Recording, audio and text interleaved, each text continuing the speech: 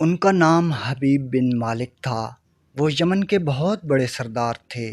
ابو جہل نے پیغام بھیجا کہ حبیب محمد صلی اللہ علیہ وآلہ وسلم نے فلاں تاریخ کو چاند کے 2 ٹکڑے کرنے ہیں، تم یہاں آ جاؤ، چاند کو دیکھنا وہ 2 ٹوٹے ہوتا ہے یا نہیں۔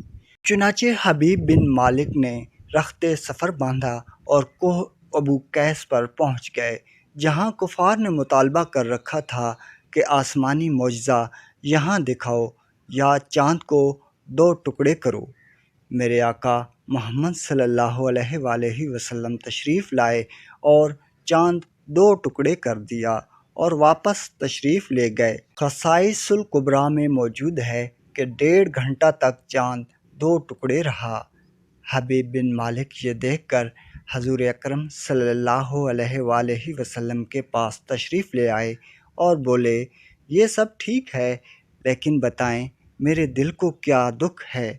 آپ صلی اللہ علیہ وآلہ وسلم نے فرمایا، تیری ایک ہی بیٹی ہے جس کا نام ستیحہ ہے، وہ اندھی، لولی، لنگڑی، بہری اور گونگی ہے، تجھے اس کا دکھ ہی اندر سے کھائے جا رہا ہے، جاؤ اللہ تعالیٰ نے اس کو شفا دے دی ہے۔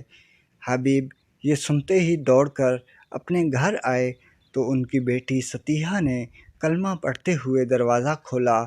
حبیب نے پوچھا کہ ستیحہ تجھے یہ کلمہ کس نے سکھایا؟ تو اس نے حضور اکرم صلی اللہ علیہ وآلہ وسلم کا سارا حلیہ بتایا اور بولی، اے ابا، وہ آئے، مجھے زیارت بخشی اور دعا فرمائی اور مجھے کلمہ طیبہ بھی پڑھا گئے۔ حبیب واپس گئے اور کلمہ پڑھ کر مسلمان ہو گئے۔ نہ صرف مسلمان ہوئے بلکہ اسلام کی خدمت میں بھی پیش رہے۔ بحوالہ خصائص الکبریٰ۔ ناظرین کرام، امید ہے ویڈیو آپ کو پسند آئی ہوگی۔ ہمارے چینل کو سبسکرائب کیجیے۔ اللہ نگہبان۔